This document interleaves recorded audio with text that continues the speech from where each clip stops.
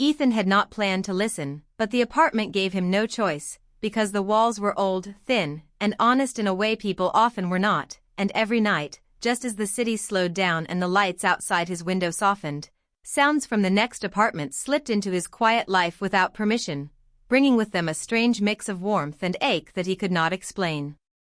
He lived alone in a modest building in Portland, a place chosen after his divorce because it was affordable and close to work, but mostly because he did not care enough at the time to choose anything better, and now his evenings followed the same simple pattern. He came home, dropped his keys into a bowl by the door, heated something quick for dinner, and sat on his couch with the TV on low volume, pretending the noise made the space feel less empty. It was during those quiet hours that the sounds next door appeared, not loud or rude, just present, like life reminding him it still existed. At first it was laughter, light and natural, the kind that came from comfort rather than jokes, followed by soft music playing through a phone or small speaker, the melody never clear enough to name but emotional enough to stay in his mind.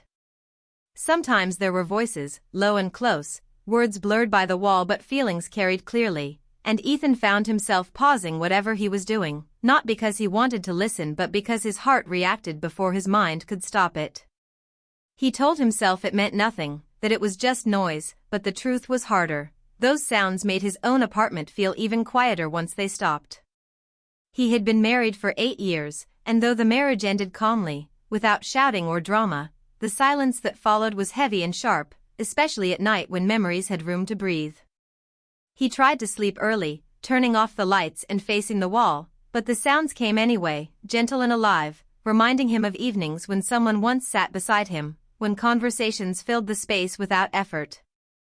One night, between the music and the laughter, he heard a woman's voice say something soft, something caring, and though he could not hear the words, the tone stayed with him, warm and honest, like a hand resting on a shoulder, and it stirred something inside him that he thought he had already buried.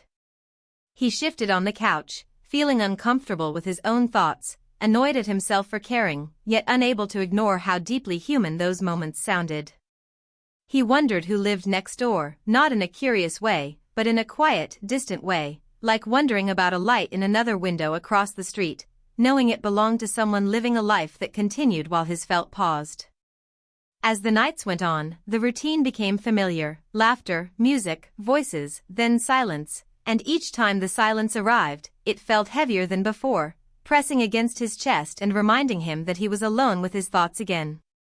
He never knocked on the wall, never complained, never tried to listen closely, but still, the walls carried everything clearly enough to make him feel connected and distant at the same time, and that tension followed him into his dreams and into the mornings, where he woke feeling tired in a way sleep could not fix. One evening, after a long day at work, the sound stopped earlier than usual, and the sudden quiet made him sit up straight, his heart reacting before logic could catch up, and in that moment he realized the truth he had been avoiding. It was not the noise that affected him, but what the noise represented, a reminder that closeness still existed somewhere, even if it was just beyond a thin wall.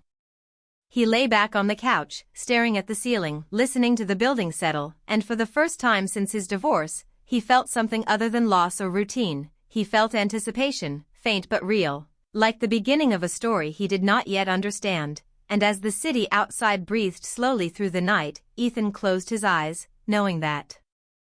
whatever was happening next door was quietly changing him, whether he was ready for it or not. Ethan's quiet life shifted the day he finally saw her, not through the thin walls but in the hallway, where fate, or coincidence, decided to turn sound into sight, and it happened so quickly he almost dropped his grocery bag, fumbling with a stubborn zipper while she stepped out of the door next to his, a cup of coffee in hand and a tired, slightly amused smile on her face, as if she had just noticed him for the first time, and that small, ordinary moment carried the weight of everything he had been feeling in the nights before. She introduced herself as Claire, her voice warm and calm, her words soft but clear, and in that instant, the laughter and music he had been hearing nightly suddenly had a name, a face, a story, and he realized how strange it was to know someone's life so intimately without ever having met them, and now, seeing her, he felt the pull of curiosity mixed with the subtle spark of something new, something that made his evenings feel less like waiting and more like anticipation. Their first few hallway conversations were short, almost cautious, but full of honest connection, a shared acknowledgement of living in the same building, the creaking floors, the unreliable heating, and the quirks of old apartments that made them both laugh softly. A laughter that carried a gentle intimacy because it was private, a secret understanding between two people who had only just met, yet felt a strange closeness that even walls could not contain. Ethan found himself looking forward to these encounters, the small exchanges that made the day feel lighter, and he began to notice the little things about her, the way her hair caught the morning light, the quiet way she carried her coffee cup, the slight hesitation in her smile when she talked about something personal, like work or the city, details that made her real, not just a voice behind a wall. And still, the nights continued to be filled with sounds from her apartment, soft music, laughter, phone calls, and Ethan listened without shame, though he told himself it was just background noise, a harmless echo of life that reminded him he was not alone in the world, yet deep down, he knew he was more invested than he had intended, wondering who made her laugh, what thoughts she whispered in those late-night conversations, what memories or dreams the music carried, all of it blending into a sense of longing he could not name. One evening, as he returned home from work, he heard a sudden quiet from next door, unusual enough to make him pause in the hallway, keys in hand, heart picking up pace, and he realized how deeply he had begun to care about the rhythms of her life, about the subtle signs of happiness or sadness carried through the walls, and it struck him that he had never felt this attentive to anyone else in years, not since before his marriage ended, when he had still believed that life would eventually fill the silence on its own. Over time, the sound of her presence became both comforting and disquieting. It reminded him of the laughter and love he had lost, and simultaneously made him wonder if something new, something unexpected, could ever find its way into his quiet apartment, his cautious life. And with each brief encounter in the hallway, each small smile, and the recognition in her eyes that he existed as more than just a neighbor, Ethan felt a growing hope. A fragile but insistent belief that the thin walls separating them might one day carry more than music and laughter. They might carry conversation, friendship, maybe even something more. Something neither of them could yet define, but both felt waiting just on the other side. And as he closed his apartment door that evening, he caught himself listening once more for the familiar sounds, knowing they were hers, knowing that even through silence, she had entered his life in a way that promised change, a beginning, and perhaps, if he allowed it, connection that could stretch beyond the walls, soft and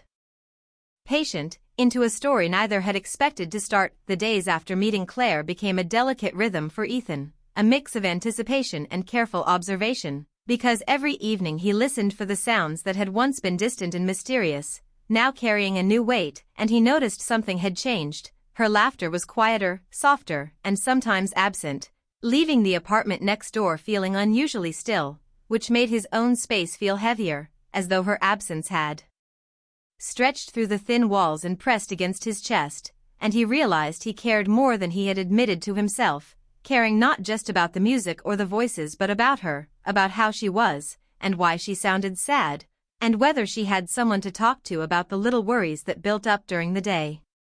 When he ran into her in the hallway one evening, he saw the tiredness in her eyes, the slight slump of her shoulders, and he felt a sudden urge to reach out, though words were difficult and awkward at first, a mixture of politeness and something deeper, something he could not yet name. She apologized softly for the noise, her voice hesitant, and confessed she hadn't known anyone could hear her through the walls, and Ethan felt a strange warmth, a gentle ache at the thought that she had been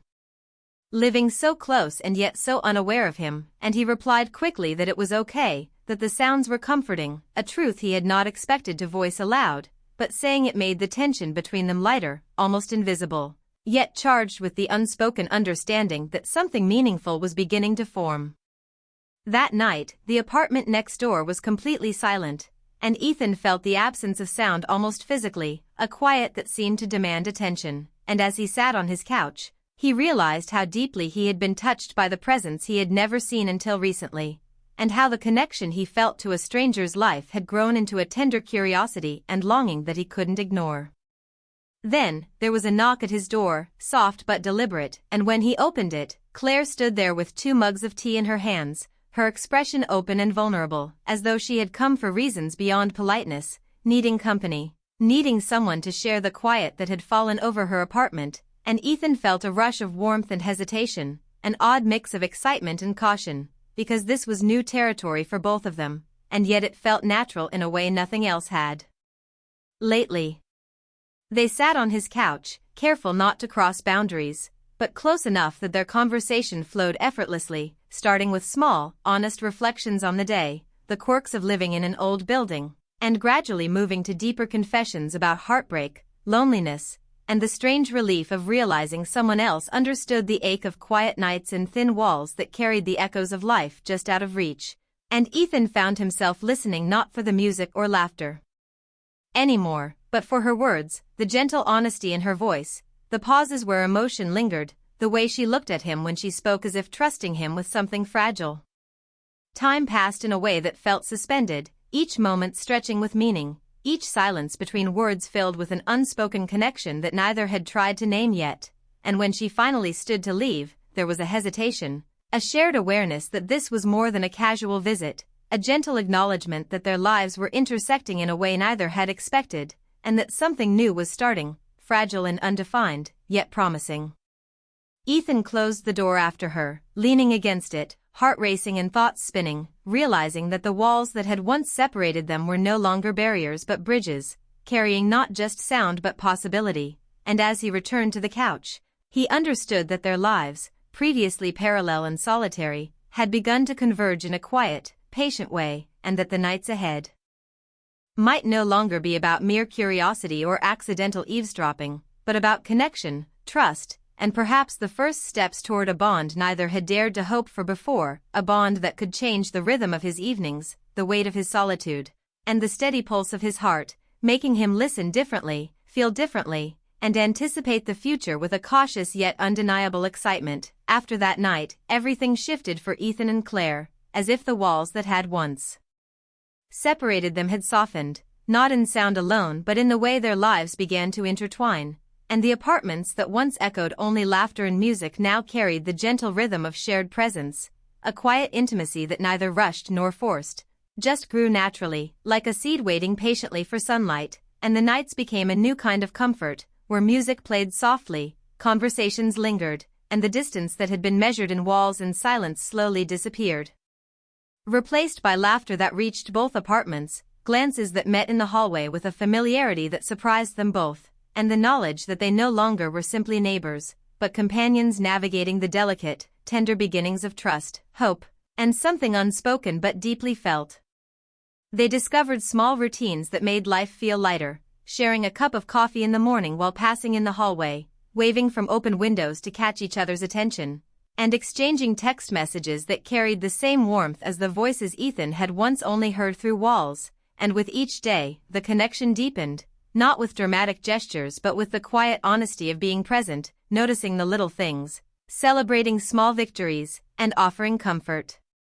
without expectation, which made every interaction meaningful and every silence between them full rather than empty.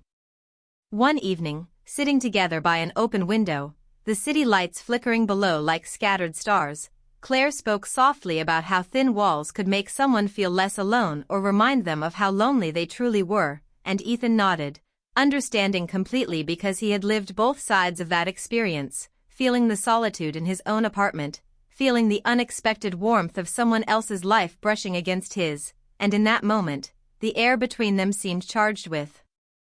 recognition, an unspoken agreement that what had started with accidental eavesdropping had grown into something deliberate, mutual, and profoundly human.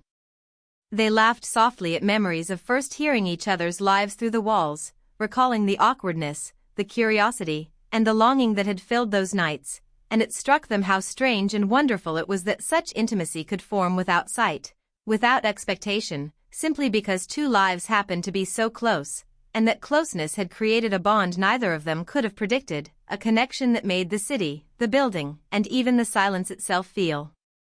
less intimidating and more inviting. Over time, their interactions became a gentle dance, balancing closeness with respect, laughter with serious conversation, silence with shared music, and in every moment, Ethan felt a sense of completeness he had not known he was missing, a warmth that went beyond simple companionship, touching something deeper in his heart, a feeling that whispered of trust, of understanding, and of the slow, inevitable growth of affection, and Claire, too, felt it, a lightness in her step, a sense of being seen, and a relief that life could still offer tenderness after disappointment and solitude. Nights that were once quiet and lonely now carried the soft cadence of shared living, the smell of coffee drifting from one apartment to another, music playing in harmony rather than conflict, laughter spilling over without embarrassment, and small gestures. A knock at the door, a smile from the hallway, a borrowed blanket during a chilly evening, that made every day richer and every night warmer, a contrast to the previous isolation that had marked Ethan's evenings with longing and Claire's with fatigue, creating a shared rhythm that neither had anticipated but both embraced. And in that quiet, steady way, they discovered that the walls that had once confined them were not just barriers but bridges, teaching them that closeness could arrive unexpectedly, that trust could be built gently, and that love, or at least the promise of it, could grow without fanfare, without rushing, simply by showing up, listening, and letting life unfold in its own careful tempo, so that when the city lights dimmed and the world outside settled into sleep, Ethan and Claire could sit side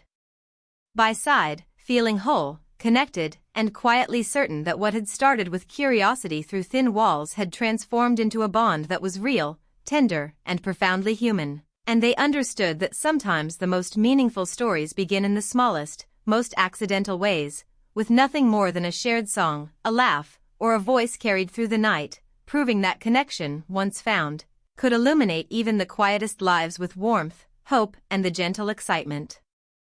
of possibility.